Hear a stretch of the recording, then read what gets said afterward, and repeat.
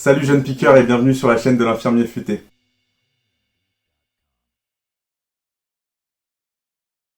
Aujourd'hui je reçois Perrine et vas-y je te laisse te présenter. Donc moi c'est Perrine, j'étais dans la même promo que Alexis et je suis en attente de diplôme. Donc du coup je fais aide-soignante en attendant jusqu'au mois de décembre, donc dans un mois, au HAD, donc en hospitalisation à domicile. Alors la première question pour Perrine, pour toi qu'est-ce qu'un stage idéal en tant qu'étudiant qu'est-ce qui te permet d'effectuer un bon stage? Pour moi, le stage idéal, ça passe surtout par l'équipe, je dirais. Par comment ils sont, enfin, est-ce qu'on est bien intégré dans l'équipe c'est vraiment ça le plus important, je trouve. Je sais que moi, j'ai déjà fait des stages dans certains services où à la base, je me disais que ça allait pas me plaire. Et au final, comme l'équipe était cool, que j'étais plutôt bien intégrée, etc., c'est des stages qui m'ont plu, alors qu'à la base, c'était pas trop parti pour, quoi. Genre la spécialité ne t'attirait pas forcément, C'est ça, ouais. mais l'équipe a fait que l'ambiance de travail a fait que justement tu t'es finalement, bien ouais. épanoui dans Et ce que stage. peut-être que je me verrais plus tard finalement travailler dans un service comme ça. À la base, bon, la chirurgie, il n'y avait pas une très bonne ambiance, mais à la base, je pensais que j'aimerais pas la chir et au final, j'ai quand même bien aimé. D'accord. Parce qu'il y avait une bonne ambiance avec les autres stagiaires quand même. Souvent, enfin moi je remarque que souvent c'est vraiment si tu penses avoir un bon stage, c'est d'abord avoir une bonne équipe. Donc moi je le pense aussi, donc je crois qu'on a tous le même constat. Alors seconde question pour Perrine, la posture de l'étudiant c'est quelque chose de difficile à trouver. Toi qu'est-ce que t'en penses maintenant que tu vas être diplômé, que on peut dire t'es quasiment diplômé, qu'est-ce que t'en penses après tous ces stages, cette posture d'étudiante? Est-ce que toi t'as eu des difficultés à la trouver dans certains stages? Tu vois, Vas-y. Ouais, c'est vrai que la posture de l'étudiant infirmier, c'est vraiment pas facile. Enfin, tu dois être intégré à l'équipe, mais en même temps, tu dois pas être trop intégré, pas trop raconter ta vie, tout ça.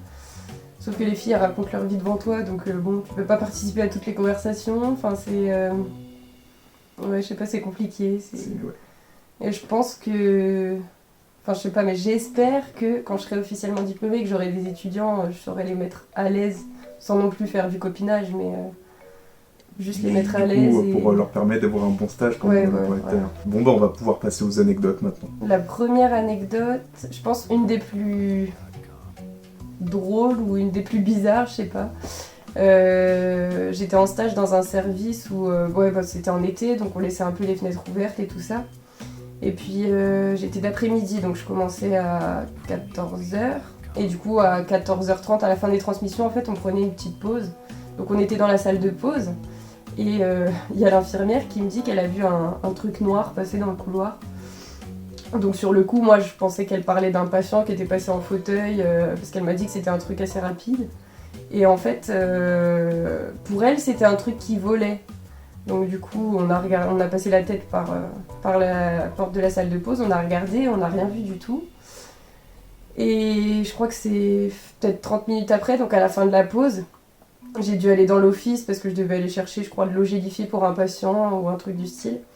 Et quand je suis arrivée dans l'office, en fait, il y avait une pie. Sauf que moi, j'aime pas trop les oiseaux. Enfin, en fait, j'ai peur qu'ils me défèquent dessus. Donc du coup, j'étais pas hyper rassurée. L'infirmière, elle est arrivée, alors elle, c'était carrément une phobie, les oiseaux. Donc du coup, elle s'est mise à courir. Donc je me suis mis forcément à courir parce que j'ai vu quelqu'un paniquer, donc je panique aussi. Et du coup, il y a l'aide-soignante qui est arrivée et qui a pris son courage à deux mains, elle a fait sortir la pie. Et je crois que c'est donc vers 17h, 17h30, l'infirmière a commencé à faire son tour de médicaments. Et elle me regarde à l'autre bout du couloir et puis elle m'imite un oiseau qui vole, elle fait comme ça. Donc du coup, moi je rigole et puis je fais comme elle parce que je comprenais pas ce qu'elle faisait. Et puis elle me dit non, non, mais sérieusement, il y a encore une pie dans la chambre de la patiente et tout. Donc du coup, je me suis dit bon, je vais y aller, même si j'aime pas trop les oiseaux et tout. Je sais que j'ai moins peur qu'elle. Du coup, j'ai pris un manche à balai parce qu'en fait, le volet roulant, il était baissé, il était quand même hyper bas. La fenêtre, elle était un tout petit peu entrouverte. Enfin, vraiment, l'oiseau, il est passé dans un truc, vraiment un petit carré, quoi. Et du coup, j'arrive avec le manche à balai. J'ai voulu appuyer sur le bouton du store pour faire remonter le store. Sauf qu'en fait, l'oiseau, il était juste à côté du bouton, enfin, juste en dessous, il était par terre. Donc du coup, forcément, quand j'ai approché le manche à balai, il s'est mis à voler. Du coup, j'ai jeté le manche à balai. L'infirmière, elle avait jeté les médicaments déjà par terre dans la chambre. On s'est mis à courir toutes les deux dans le couloir. Il y a encore l'autre aide-soignante qui est arrivée, donc elle courait dans l'autre sens pour aller faire sortir l'oiseau, sauf que en fait l'oiseau, du coup comme on a laissé la porte ouverte quand on est parti en courant, elle a changé de chambre, donc elle est dans la chambre tout au fond, et la chambre tout au fond, il n'y avait pas de patient dedans. Donc du coup, elle a fait ce qu'elle avait à faire un peu partout, sur le lit, tout ça. Et donc après, on a dû forcément nettoyer toute la chambre, changer les draps et tout. Enfin, voilà. Donc une désinf gratuite, ça fait toujours plaisir. Ouais, c'est ça, c'est clair. Bah, c'est parti pour la deuxième anecdote de Perrine. J'ai fait un stage donc, en maison de retraite. J'ai l'impression peut-être que le stage complet c'était une anecdote parce qu'il m'est arrivé pas mal de trucs là-bas. Une des plus drôles, je pense que c'est un matin, on arrive avec l'infirmière dans la chambre d'un patient, donc on toque à la porte et il nous dit d'attendre. Sauf qu'il nous fait attendre quand même un petit moment et qu'à un moment on trouvait ça bizarre. Donc du coup on lui a demandé si on pouvait rentrer, il a fini par dire oui. Et en fait, on devait aller lui faire sa toilette, sauf que quand on a ouvert la porte, c'était un patient qui était gay. Et il avait réussi à mettre son avant-bras complet dans son cul. Donc voilà, c'était un peu gênant. Puis en plus, il était coincé, donc on se demandait comment on allait. Il était souple, mais à ce moment-là, pour retirer le bras, ouais, c'était un peu galère. On a fini par réussir, hein, mais bon. Voilà. Et après, dans cette maison de retraite, il m'est arrivé vraiment trop de choses. Il y avait eu une dame aussi, je l'avais pas vue de l'après-midi et c'était bizarre parce que c'est une dame quand même qui a l'habitude de bouger de sa chambre avec son déambulateur et tout. Et du coup, à l'heure du goûter, elle était pareil, toujours pas là, toujours pas dans le salon, donc je me suis dit que j'allais aller la chercher. Du coup, j'ai toqué à la porte de sa chambre. Mais j'ai vite refermé la porte en fait parce qu'elle m'attendait avec ses selles dans la main, prête à me les jeter dans la figure. Donc du coup, j'ai claqué la porte. Je commence à partir, je voulais appeler mes collègues quoi, parce que bon, je me suis dit à deux, peut-être qu'il y en a une qui pourra rentrer et éviter le truc et l'autre qui pourra peut-être l'arrêter, tu vois. Et sauf qu'en fait, la dame elle a pris son déambulateur et elle me suivait dans le couloir, ouais, limite, avec sa crotte dans la main. Donc la scène c'est pareil, c'était plutôt rigolo. Du coup, c'est pas la troisième anecdote puisque t'en as déjà donné 3. Vas-y, un final qui est peut-être un peu moins joyeux, je crois. Ouais, en finale, ça serait... Bon, je pense que tous les étudiants passent par là sur au moins un stage. Un stage clairement pourri qui nous donne envie d'arrêter la formation et tout. Donc moi, il y en a eu... J'en ai pas eu qu'un, j'en ai eu 2 des stages comme ça. Et les 2 en deuxième année, c'est l'année où en plus on se pose le plus de questions, où on doute le plus de nous. Du coup, mon premier stage de deuxième année, c'était en chirurgie. Donc déjà là-bas, j'étais pas hyper enchantée d'y aller. Enfin, je pensais que ça allait pas me plaire et tout ça. Bon, au final, j'ai bien aimé les soins qu'on faisait en chirurgie, ouais, mais contrario, voilà, j'ai pas aimé le lieu. Enfin, les filles, elles étaient gentilles entre guillemets, mais j'ai découvert au fur et à mesure du stage, parce que c'était un stage de 5 ou 6 semaines, je sais plus, qu'elles étaient gentilles, mais en façade. Enfin, je savais qu'elles parlaient derrière les autres, donc bon, je me suis dit que dans mon dos, pas, voilà, ça devait pas être beau non plus. Et en fait, je crois que le pire, ouais, c'était la cadre. Donc, arrivé vers le milieu du stage, il y a mon formateur d'IFSI qui venait me voir. Et en fait, on était 3 étudiants du même IFSI. Donc, du coup, il avait décidé de nous voir tous les 3 en même temps. Et donc, il était arrivé à 9h. 9h, il nous avait pris tous les 3 et il voulait qu'on reste tous les 3 toute la matinée, qu'on écoute les démarches de soins de l'autre, etc. Donc du coup, j'ai dû rester de 9h à 12h30 avec lui. Et du coup, forcément, ce jour-là, j'ai pas trop vu mes patients. Parce qu'à 12h30, c'était l'heure de la pause. Donc je suis remontée dans le service. J'ai dit aux filles que j'allais en pause et tout. On avait 30 minutes. Et en fait, quand je suis remontée à 13h avec les autres étudiants qui, eux, étaient restés dans le service le matin, qui avaient vu leurs patients, qui avaient eu le temps de se préparer et tout, il y a la cadre qui m'a dit qu'elle voulait qu'on fasse comme si on faisait les transmissions et tout. Il n'y avait pas de transmission à cette heure-là, mais en fait c'était entre nous pour évaluer comment on faisait nos transmissions, comme etc. un exercice, quoi. Ouais, c'est ça. Parce que les transmissions c'était le soir. Moi j'avais l'habitude de faire mes transmissions, mais elle était jamais là du coup à 20h. Je sais pas pour toi, mais moi même encore actuellement, les transmissions, c'est un moment où ça me fait transpirer. Quoi. Ouais, tu bégayes un peu, t'as tu peur dis bon, qu'est-ce de que je dois raconter dire, une connerie, d'oublier un d'oublier truc. quelque chose, exactement. Et du coup, moi, je lui ai dit que j'avais pas vu mes patients de la matinée parce que j'étais avec mon formateur, etc. Donc elle m'a dit, bah, tu te débrouilles, tu fais avec, tu les as vus hier, tu fais avec ce que tu avais hier. Donc du coup, je veux bien faire avec ce que j'ai, mais bon, j'avais pas choisi le patient le plus facile du service pour ma démarche de soins. Il était en choc septique, je savais qu'il allait bientôt être transféré dans un autre hôpital et tout. Et il était pas bien non plus psychologiquement. Donc pendant mes transmissions, en fait, moi j'ai dit qu'il était déprimé. Et du coup, je m'en suis pris, entre guillemets, plein la tronche, puisque pour elle, il n'était pas déprimé, il était carrément dépressif. Donc j'ai essayé de lui expliquer mon point de vue, de lui dire que pour moi, la dépression, c'était un diagnostic médical.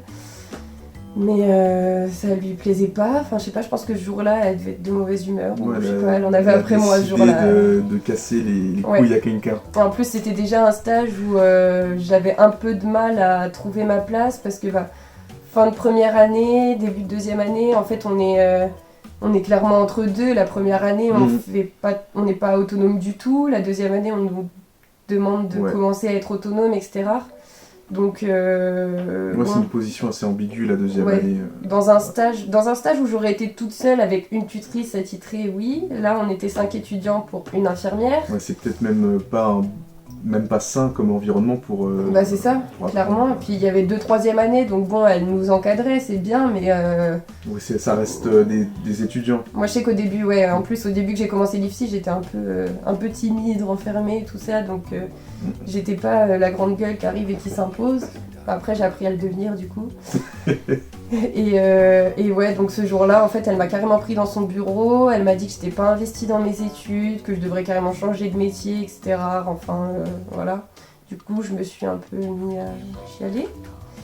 Et du coup, j'ai dit à la cadre que là, ça servait à rien. Enfin, elle m'a dit, tu veux rentrer chez toi? Parce que de toute façon, je pleurais toutes les larmes de mon corps. Hein. Moi, on me dit que je suis nulle comme infirmière et tout. Je viens de commencer, début de deuxième année. Enfin, je connais rien. C'est un truc encourageant, quoi. Voilà, franchement... Toute la bienveillance du monde dans cette femme. Ouais. Et donc, du coup, je suis partie il devait être 16h au lieu de 20h. Et je me suis mis en arrêt après pendant 3 jours. J'ai fini mon stage, tant bien que mal, on va dire, j'ai pris sur moi, mais clairement j'y allais. C'était un des stages où tu vas avec la boule au ventre, t'es dégoûté de te lever pour ça et tout. Et voilà. Donc il y a eu ce stage-là. Après j'ai eu un stage, c'était plutôt cool, c'était en milieu scolaire, donc c'était dans un lycée et l'infirmière elle était bien, elle faisait plein de trucs niveau prévention, éducation pour les élèves. Non, et tout. C'était pas l'infirmière scolaire cliché qui reste dans son bureau et qui donne des space-fonds, voilà, c'était pas ça du tout. Et donc du coup, ce stage-là, franchement, j'ai bien aimé et ça m'a redonné un peu goût à la formation parce que du coup, moi, depuis le début de la deuxième année, je disais que j'allais arrêter, j'allais jamais en cours. Je m'en souviens. Et heureusement que j'avais des potes quand même parce que sinon j'aurais forcément fini par arrêter, je pense. Et après, donc troisième stage de deuxième année, du coup, pareil, celui-là, il s'est pas bien passé non plus. Là, on n'était que 2 étudiantes, donc une du matin, une du soir, sauf qu'il y en a une qui venait d'un certain IFSI et les infirmières venaient du même. Donc... Du coup, forcément, elle était meilleure. Désolée. Et donc... C'était la pause maladie. Ouais. Et donc, du coup, ce stage-là, c'était un peu spécial. En fait, c'était un stage aussi où je faisais des vacations d'ASH. Donc à la base, je vois que je suis dans ce service-là, je me suis dit, bon, d'un côté c'est cool parce que je connais l'équipe, et d'un côté je me disais c'est pas cool parce que je travaille là-bas. Donc là, la position à trouver, c'est un peu délicat. C'est encore plus difficile, comme puisque tu toi, tu as connais les filles, l'habitude de travailler avec ces personnes, de leur parler comme si justement tu n'avais pas une place d'étudiant, mais comme une collègue. Là, je devais prendre une place d'étudiant et pas de collègue. Là, c'est très compliqué. Et donc du coup, la première semaine, en fait, je devais être du côté aide-soignante, donc j'avais une tutrice aide-soignante avec qui ça se passait mais franchement nickel. Enfin, je faisais mes toilettes, voilà, il n'y avait aucun souci. Elle m'avait dit que j'étais un bon élément, etc. Et à partir de la deuxième semaine, je passais du côté infirmier. Donc moi, le lundi matin, en plus la première semaine j'étais du soir, donc déjà j'avais pas fait de matin. J'arrive le lundi matin, moi je commence à aller faire mes toilettes, etc. Comme d'habitude, quoi. Et en fait, l'infirmière, elle arrive, elle rentre dans la chambre de mon patient et elle m'agresse, genre Mais tu fais pas tes prises de sang, nana, et tout. Donc sur le coup, je me suis dit, ah bah désolée, je savais pas que mes patients, ils avaient des prises de sang à faire et tout ça. Donc du coup, elle me dit, bah t'as juste à regarder dans l'agenda, nanana. Et moi, j'avais regardé l'agenda le matin, mais il y avait que des rendez-vous de noter, il y avait pas les prises de sang. Donc je lui ai dit, j'ai regardé, et il y en avait pas. Elle m'a dit, c'est pas le même agenda, c'est le noir qui est rangé à je sais plus quel endroit. Ouais, normal. En fait, t'as la science infuse. Ouais, Voilà. j'aurais dû deviner où il était rangé, quoi. Donc du coup, je lui ai dit que je savais pas et que si on me le disait pas, je risquais pas de le deviner. Mais j'aurais peut-être pas dû répondre comme ça, mais La grande gueule était née, quoi. c'est ça, bah, en fait, le premier stage de deuxième année, il m'a forgé un certain caractère et du coup, après, j'arrivais plus à trop fermer ma bouche. Et du coup, je suis allée voir, j'ai fait les prises de sang de mes patients, enfin voilà quoi. Et je savais qu'il y avait un soin que j'avais pas vu à la fin de la matinée. Je sais plus ce que c'était comme soin, je me souviens plus. C'était un pansement de je sais plus quoi. Et du coup, je lui avais demandé si je pouvais le faire. Elle m'avait dit oui. Sauf que comme j'avoue qu'en deuxième année, j'arrivais pas trop à déléguer. Moi, je voulais tout faire pour mes patients. Donc du coup, je lui avais dit, je finis ma toilette, il me reste 10 minutes et après, je te rejoins. Donc du coup, je la rejoins dans la chambre de l'autre dame, qui n'était pas ma patiente, mais une patiente du service comme ça, mais je voulais quand même faire le soin. Et elle m'a rembarrée parce que je suis arrivée trop tard. Elle avait déjà mis c'était quoi, de la bétadine. Elle avait déjà préparé ses compresses de bétadine et tout. Donc elle m'a dit, ah bah j'ai commencé, alors tu le feras un autre jour. Sauf que la patiente, elle sortait 2 jours après et que j'aurais pas refait son pansement du coup. Et c'est bien connu que du coup, elle m'a... quand t'as mis la bétadine, c'est mort. Ouais, non mais oui, franchement, quand elle a des compresses, forcément c'est à elle de faire le soin, quoi. Donc du coup, elle m'a jarté, donc je suis partie, pareil, là j'étais un peu... Je prenais sur moi, mais en vrai, j'avais envie d'ouvrir ma bouche, mais je pouvais pas. Donc du coup, j'ai rien dit. Et en fait, ça a été à base de trucs comme ça tout au long du stage, quoi. On me disait de faire plus de soins infirmiers, mais quand je demandais à en faire plus, on me renvoyait du côté des aides-soignantes. Donc moi, au bout d'un moment, je suis pas une boule de ping-pong, hein, tu m'envoies pas à gauche, à droite. Donc du coup, je suis restée côté AS pendant tout mon stage, parce que je m'entendais bien avec elle. Même dans l'équipe, du coup, comme les filles me connaissaient déjà, les aides-soignantes, elles ont pris plus mon parti, elles se sont un peu embrouillées avec les infirmières. Ça se passait bien avec 2 infirmières sur 4 en fait. Ouais. Et du coup, ça a été comme ça tout au long du stage. Pareil, on m'a dit, un jour je me suis trompée sur un traitement, je sais plus ce que c'était comme traitement, on m'a demandé ce que c'était. Et je me suis trompée. Et du coup, ça m'a suivi genre pendant tout mon stage, alors que je voyais l'autre étudiante qui était là, c'est pas méchant, hein, mais... Oui, elles avaient un parti pris. Elle a regardé sur son téléphone ce que c'était que du Doliprane en sachet ou je sais pas trop quoi. Enfin, franchement, c'était limite quoi. C'était peut-être pas du Doliprane, mais franchement, c'était un truc, le genre de médicament que tout le monde connaît en deuxième année. Elle regarde sur son téléphone, on lui dit elle connaît bien sa pharmaco, et moi, quand je me trompe d'un médoc.